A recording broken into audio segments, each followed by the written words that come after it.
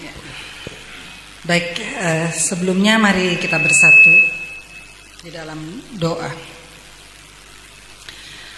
Bapa di sorga, terima kasih Tuhan Yesus untuk hari ini, kesempatan Tuhan berikan bagi kami untuk duduk diam di hadirat-Mu, memuji, memuliakan nama-Mu, dan pada saat ini kami mau mendengarkan kebenaran firman Tuhan.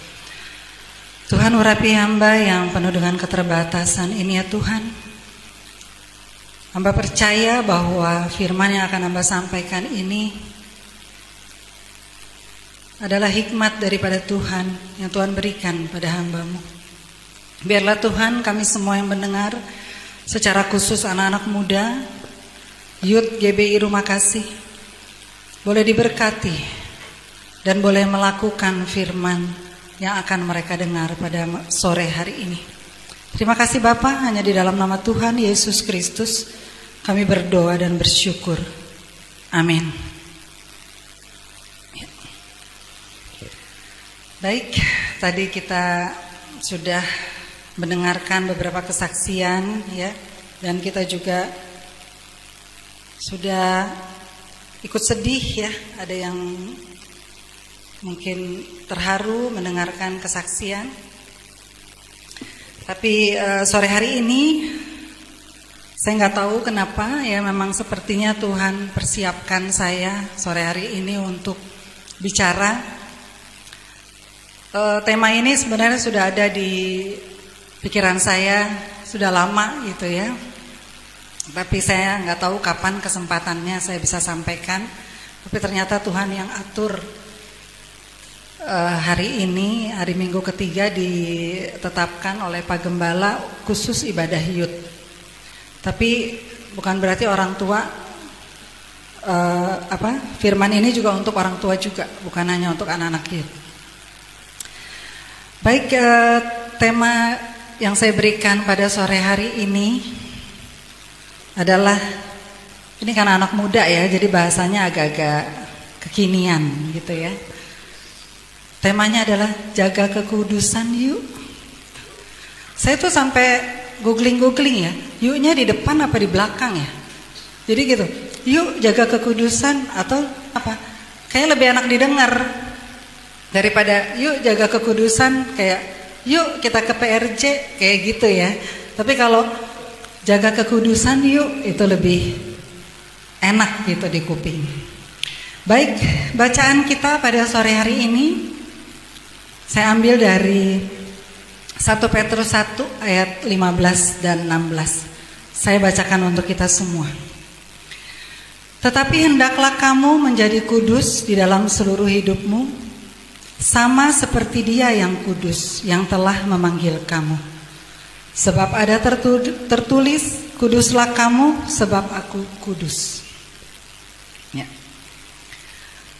1 Petrus 1 ayat 15 sampai 16 ini berbicara mengenai panggilan Allah kepada kita orang percaya untuk hidup kudus, mengikuti teladan kekudusan Tuhan Yesus, dan memisahkan diri dari cara hidup duniawi.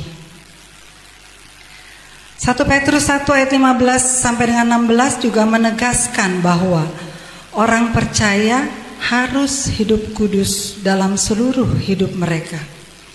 Karena Allah memanggil mereka, Allah yang memanggil mereka adalah kudus. Ini berarti kekudusan itu bukan pilihan ya Bapak Ibu.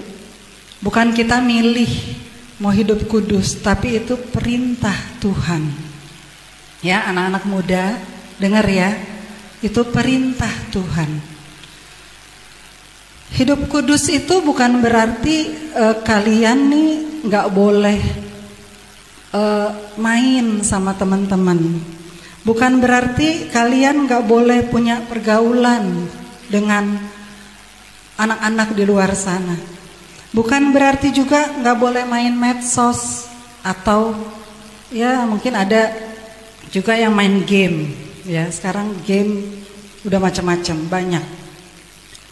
Tetapi hidup kudus itu ketika kita bisa mengendalikan diri ketika kita berada dalam satu lingkungan yang mungkin dalam tanda kutip kurang baik. Anak-anakku sekalian, manusia itu diberi kehendak bebas oleh Tuhan. Artinya apa? Kita bisa memilih. Pergaulan itu kita bisa pilih. Jadi bukan ya udah terlanjur, udah ada di pergaulan ini. Tidak. Tetapi kita bisa memilih pergaulan mana yang baik dan mana yang tidak baik. Ya. Bagi kita orang percaya atau anak-anak Tuhan, hidup kudus itu yaitu tidak melakukan yang tidak berkenan kepada Allah. Seperti apa contohnya? Melawan orang tua, ya. Terus apa lagi? Mungkin yang lagi tren sekarang apa? Ikut geng motor, ikut tawuran. Itu hal-hal yang Tuhan tidak berkenan. Itu hal-hal yang harus kalian jauhi dari hidup kalian. Pesan Rasul Paulus kepada jemaat di Tesalonika dalam 1 Tesalonika 4 ayat 3, bisa dibuka ayatnya, Jen. Demikian bunyinya. Karena inilah kehendak Allah, pengudusanmu, yaitu supaya kamu menjauhi percabulan. Di ayat ini lebih jelas lagi. Kekudusan itu dikaitkan dengan percabulan. Percabulan itu apa? Percabulan itu kata yang konotasinya sangat negatif, ya. Merujuk pada segala bentuk. Ini karena sudah dewasa semua, saya perlu bicara soal ini, ya. Percabulan itu merujuk segala bentuk hubungan seksual di ikatan pernikahan, baik bagi pasangan, suami istri maupun anak-anak remaja.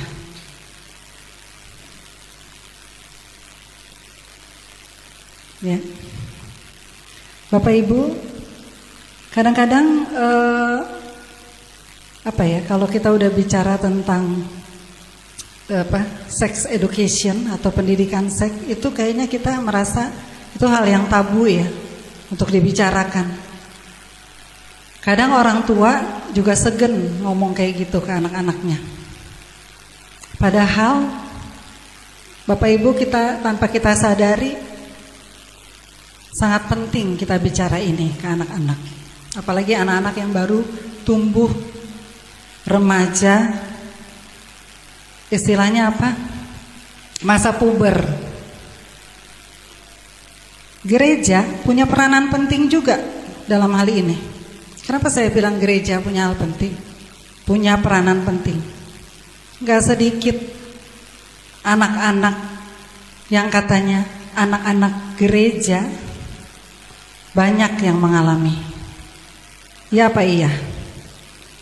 Iya ya. Bukan berarti di gereja tuh orangnya kudus semua. Justru di gereja juga banyak. Alkitab menganggap percabulan itu sebagai dosa yang serius, ya anak-anak. Serius kenapa? Karena merusak tubuh.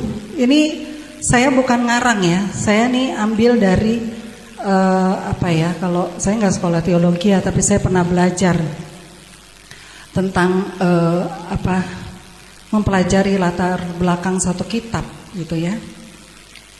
Jadi Alkitab mengatakan percabulan yang tadi saya bilang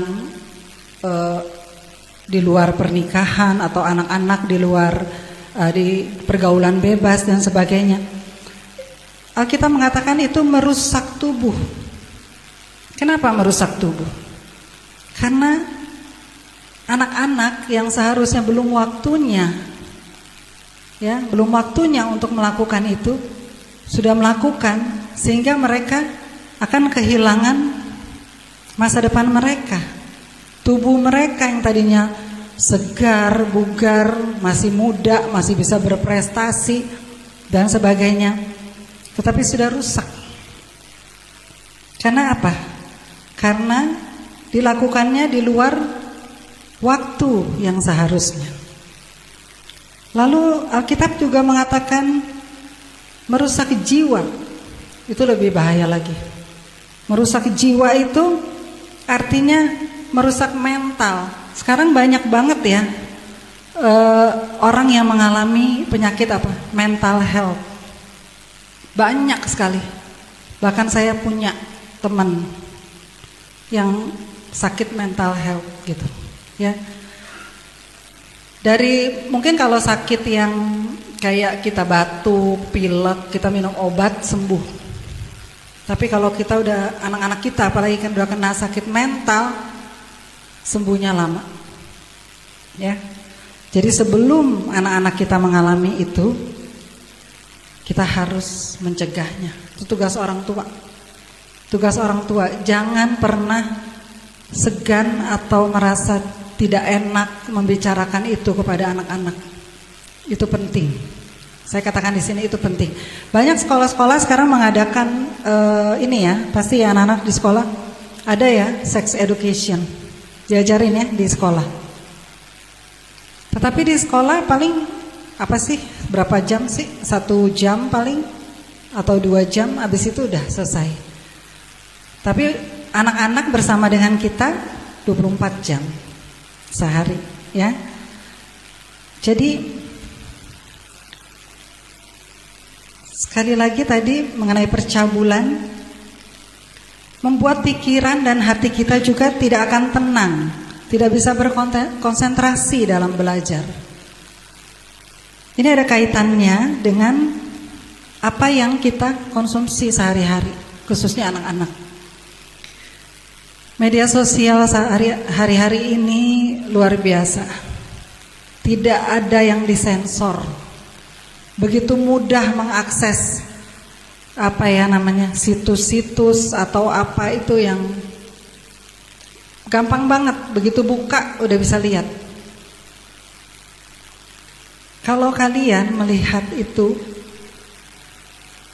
ketika kalian tuh pikirannya kosong atau kalian tidak pernah mendengar firman atau kalian tidak punya rasa takut pada orang tua atau takut pada Tuhan, saya pastikan kalian akan mempergunakan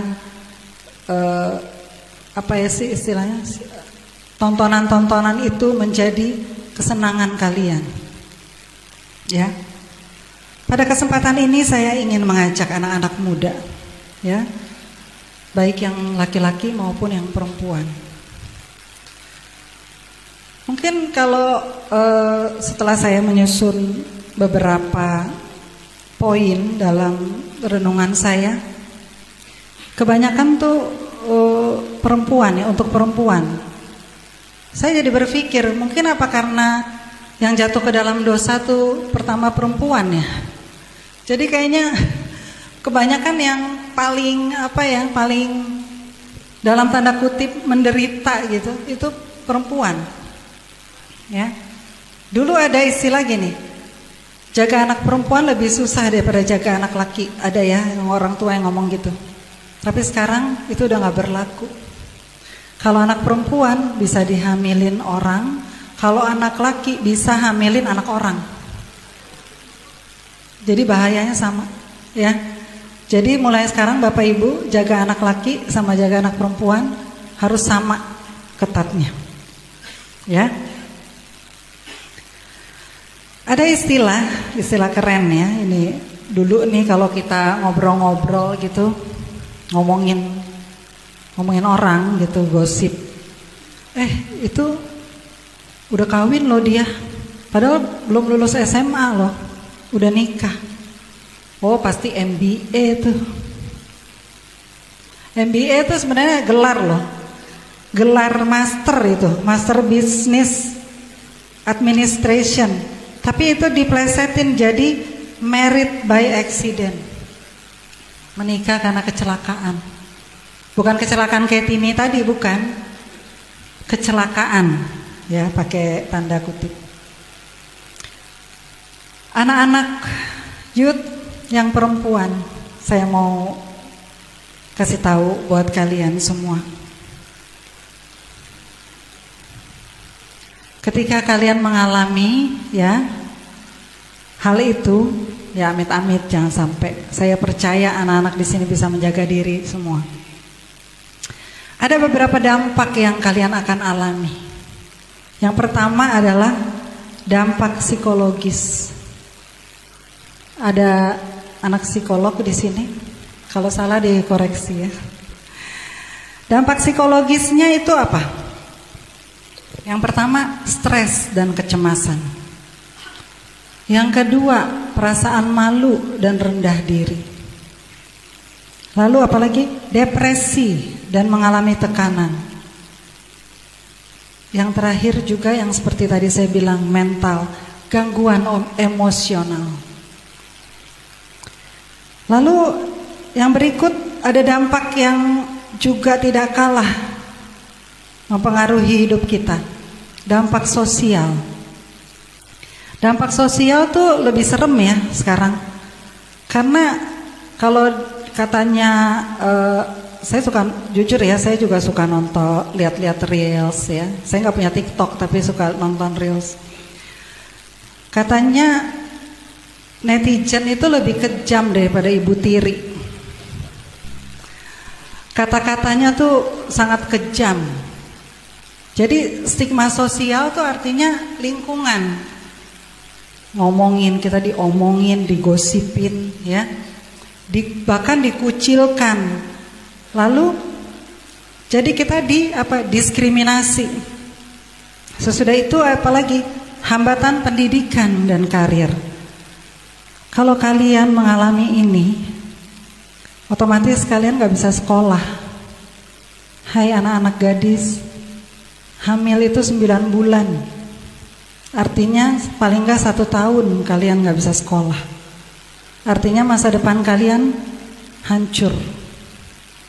Ya. Lalu yang berikut, agama. Semua agama pasti melarang. Semua agama tidak pernah membenarkan. Ya, kalian boleh kok punya teman dekat, ya. Kalian boleh suka dengan lawan jenis, karena itu memang adalah anugerah dari Tuhan ya. Jadi kita tuh akan ada di usia-usia mungkin 15-16 tahun tuh kita punya perasaan ketertarikan dengan lihat cowok ganteng tertarik, lihat cewek cantik lewat, apalagi kalau roknya segini gitu ya, atau misalnya atasnya panjang tapi bawahnya pendek ya, itu pasti kita tertarik ngelihatnya. Ya, yang cewek-cewek lihat cowok yang mungkin tangannya segini ya, kayak SpongeBob waktu olahraga gitu. Itu normal kok, normal. Semua kita mengalami itu. Ya, Bapak Ibu juga ya waktu masih muda ngalamin kan.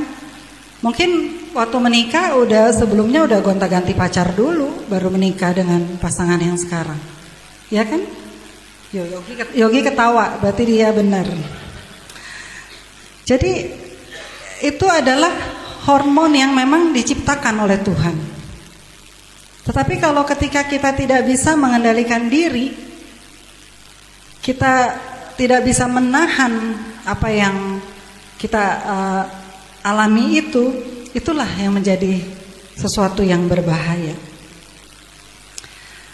Jadi ketika kembali lagi tadi soal medsos, ya, orang tua harus mengawasi anak-anak, mengingatkan mereka untuk menonton yang jangan menonton yang tidak baik untuk mereka, ya. Dalam 1 Tesalonika 4 ayat 7, firman Tuhan mengatakan, karena Allah tidak memanggil kita untuk melakukan apa yang cemar, melainkan untuk hidup dalam kekudusan. Ya.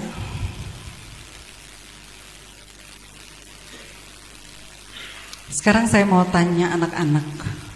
Bagaimana sih caranya? Kalau anak-anak mungkin bertanya gini ya, hidup kudus tuh maksudnya gimana sih?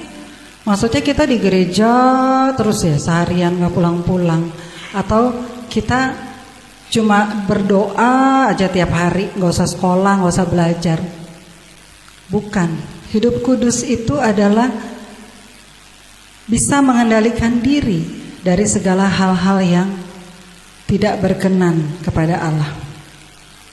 Saya mau berikan beberapa poin untuk anak-anak kita, anak-anak youth. Bagaimana cara kita menjaga kekudusan itu? Apa yang harus kita lakukan sebagai anak-anak muda agar kita tidak jatuh dalam dosa, percabulan, tidak melakukan apa yang cemar dan tetap hidup kudus. Yang pertama, kita harus membangun keintiman dengan Tuhan. Bagaimana caranya? Membaca Alkitab. Berapa dari kalian di sini yang setiap hari renungan? Coba angkat tangan. Setiap hari, Nona, Angga? Tiap hari baca renungan? Lindsay, baca? Saya nggak yakin. Jujur, saya nggak yakin. Membaca firman Tuhan itu penting buat kita. Ya, kenapa? Bagaimana kita bisa tahu apa yang Tuhan mau untuk kita, apa yang jual? Tapi saya sampai hari ini, renungan harian saya tuh saya googling. Jadi itu tadi, handphone digunakan untuk hal-hal yang positif. Buka, ada banyak pilihan. Renungan harian, santapan harian, tinggal pilih aja. Pilih yang paling pendek. Biasanya gitu ya. Kalau milih renungan yang paling pendek. Yang ayatnya paling pendek sama yang penjabarannya juga paling pendek. Sebenarnya gini, dulu orang-orang tua kita zaman dulu, ini sih orang Ambon ya, nggak tahu kalau orang Batak atau suku lain. Kalau oma-oma orang Ambon tuh kalau baca Alkitab, Alkitabnya dipegang terus berdoa gitu. Ya saya nggak tahu doanya apa, nanti buka gitu sedapatnya. Misalnya dapatnya apa gitu, kitab apa, baru baca. Mungkin itu satu hal yang positif juga, tapi juga ada negatifnya juga. Jadi kita nggak tahu itu apa yang perikop yang kita baca, terus nggak ada penjabarannya, gimana kita tahu? Cuma dapat oh ini dapatnya Mazmur misalnya atau apa. Tapi ketika kita menggunakan renungan harian, di situ lengkap. Jadi di situ hamba-hamba Tuhan juga yang menulis. Ya, jadi yang pertama tadi bergaul intim dengan Tuhan dengan cara membaca dan merenungkan setiap hari. Tuh, speaker aja bilang iya tuh, mendukung. Tanda setuju. Lalu Mazmur 119 ayat 9 berkata, dengan apakah seorang muda mempertahankan kelakuannya bersih? Dengan menjaganya sesuai dengan firman-Mu. Firman-Mu, mu di sini adalah firman Allah. Ya, jadi dengan membaca Alkitab, membaca firman Tuhan secara rutin ya, bukan sekali-sekali. Siapkan waktu, kalau kita bisa berjam-jam matanya di HP sampai lupa makan, lupa tidur, lupa mandi, bisa. Tapi kalau baca renungan yang cuman mungkin 10 sampai 15 menit harusnya bisa, ya. Yang kedua, jadikan doa sebagai nafas hidup kita. Artinya apa? Ketika kita dalam situasi apapun, kita ingat kita harus berdoa. Tanya Tuhan, Tuhan, ini ada teman yang ngajakin clubbing misalnya. Gimana ya Tuhan? Terus nanti bilang ke papa, mama izinnya belajar bersama. Padahal sampai di depan belok ya. Bukan belajar tapi clubbing. Tetapi kalau kita berdoa sebelum kita melakukan apa-apa, pasti Tuhan ingatkan hati kecil kita yang bukan Tuhan ngomong, kamu gak boleh pergi clubbing, bukan. Tetapi hati kita yang akan merasakan, kayaknya aku gak sejahtera ya diajak pergi ini. Kayaknya enggak deh. Itu manfaatnya kita berdoa sebelum kita melakukan sesuatu. 1 Tesalonika 5 ayat 17. Tetaplah berdoa. Jadi setiap kita mau melangkah, khususnya anak-anak ya, mau melangkah keluar rumah, jangan lupa berdoa. Apalagi yang udah motoran nih. Sekarang banyak nih anak-anak yang naik motor, ke sekolah naik motor, ke mana-mana naik motor. Harus berdoa ya. Tadi kita dengar juga kesaksian Kartini ya. Pelayanan loh, pasti mereka berdoa dong, nggak mungkin berdoa. Sudah berdoa aja Tuhan izinkan juga terjadi kecelakaan. Apalagi tidak berdoa. Ya. Berarti Tuhan mau kita menjadikan doa itu nafas hidup kita sehari-hari. Yang ketiga, sebisa mungkin mengisi hari-hari atau waktu kita dengan kegiatan yang positif. Cari kegiatan yang positif. Misalnya latihan nyanyi dengan vokal grup. Tadi mini choirnya sebenarnya itu usulan saya ya, ada mini choir tadi. Tapi harapannya bukan mereka hanya joget-joget bergerak, tetapi mereka menyanyi juga lagu yang dinyanyikan oleh WL dan Singers. Tapi ternyata mereka udah konsen ke gerakan, jadi nggak ada yang nyanyi. Di sini apa, di sini. Jadi nggak ada yang nyanyi tadi ya. Tapi ini karena perdana bisa dimaklumi ya, bisa diterima. Lalu aktif dalam kegiatan komunitas gereja. Berapa kali saya tuh ada di grup Beloved Youth ya. Bapak Gembala malah nggak ada di grup itu.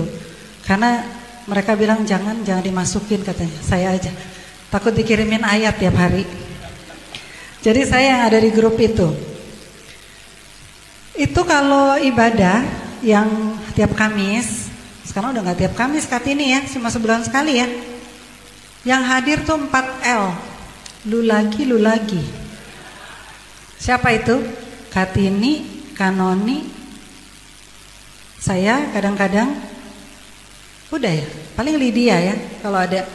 Udah, yang tadi tuh yang di depan tadi nih, yang penuh di sini, gak ada satupun yang join.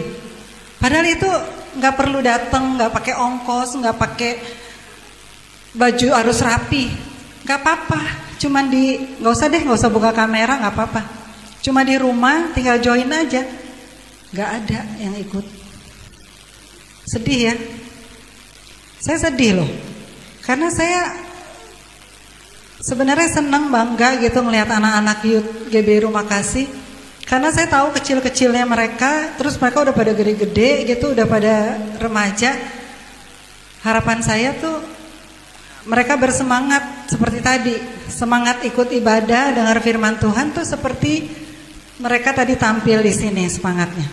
Nah ini PR-nya ya, PR-nya nanti next ibadah youth online saya akan lihat berapa yang join, berapa anak yang join, ya.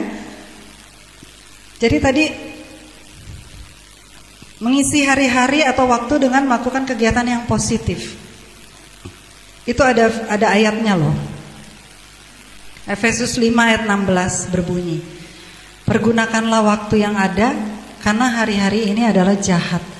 Bayangkan firman Tuhan yang ditulis mungkin udah 2000-an tahun yang lalu aja tahu kalau hari-hari ini tuh jahat. Hari-hari ini kita apa yang dengar berita? Yang bunuh diri, dibunuh, ada pacar bunuh pacarnya, istri bunuh suami, anak bunuh orang tua. Serem ya. Saya tuh kadang-kadang saya nggak mau nonton berita sekarang, malas saya nonton berita. Mendingan saya nonton Cocomelon, dengerin lagu-lagu Cocomelonnya si Karen Seren itu daripada nonton berita. Kenapa? Karena berita itu kalau kita lihat, kita masuk ke pikiran kita. Jadi kita mikir gitu, aduh Sampai mikirnya takut itu terjadi pada anak-anak kita gitu. Jadi hari-hari ini sangat jahat ya anak-anak. Kalian tuh hidup di zaman yang dibilang zaman edan. Inilah zaman edan sekarang. Kalau kalian gak dekat sama Tuhan, kalian tidak akan kuat menghadapi kehidupan ke depan nanti. Cuma hanya dekat dengan Tuhan aja kita bisa survive dalam hidup kita saat ini. Lalu yang berikut, yang keempat, menyadari sepenuhnya dan selalu ingat bahwa Tuhan itu maha hadir dan maha melihat. Jadi jangan lupa ya, kalau bisa bohong sama mama papa, tapi ada satu pribadi yang kalian tidak bisa bohong. Ya, ada yang melihat, mengawasi kalian. Saya minta Lindsay untuk baca Mazmur 139 ayat 7 sampai 10. Yang keras ya Lindsay.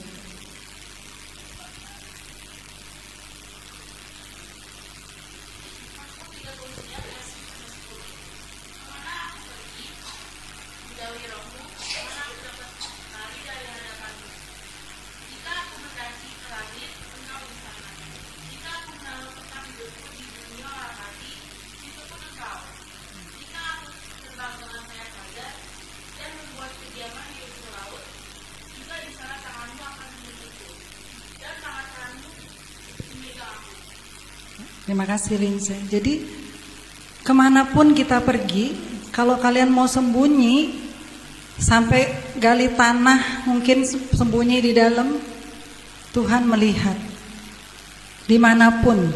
Jadi ingat ya, kalau bisa bohongin orang tua, siapa yang kalian tidak bisa bohongi? Tuhan. Stephen yang paling kencang. Ya, Tuhan tidak bisa dibohongi. Mama bisa dibohongin ya Stephen, tapi Tuhan tidak bisa dibohongi. Ingat itu ya anak-anak ya. Dan yang terakhir, yang kelima, selalu ingat bahwa setiap perbuatan itu pasti ada konsekuensinya. Ya. Jadi kalau kalian mau melakukan sesuatu, harus berpikir panjang.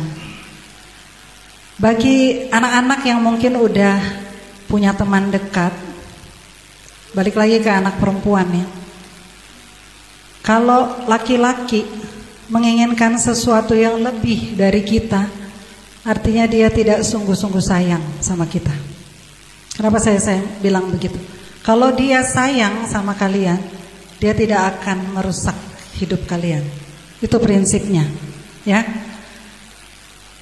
Itu harus diingat. Jadi ketika kalian punya teman dekat, yuk sekali aja, gak apa-apa, gak ketahuan, jauhi dia. Berarti dia tidak sayang sama kamu. Kalau dia sayang, dia tidak akan menyakiti kamu dan tidak akan merusak masa depan kamu. Itu yang harus diingat. 1 Petrus 1 ayat 14. Hiduplah sebagai anak-anak yang taat, dan janganlah kamu turuti hawa nafsu yang menguasai kamu pada waktu kebodohanmu. Jadi firman Tuhan katakan hawa nafsu itu suatu kebodohan. Karena apa? Karena itu apa ya? Kalau istilahnya tuh cuma kenikmatan sesaat, tapi rusaknya seumur hidup. Ya.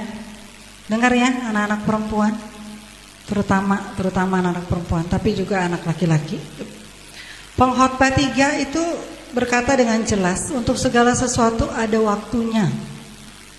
Jadi sabar.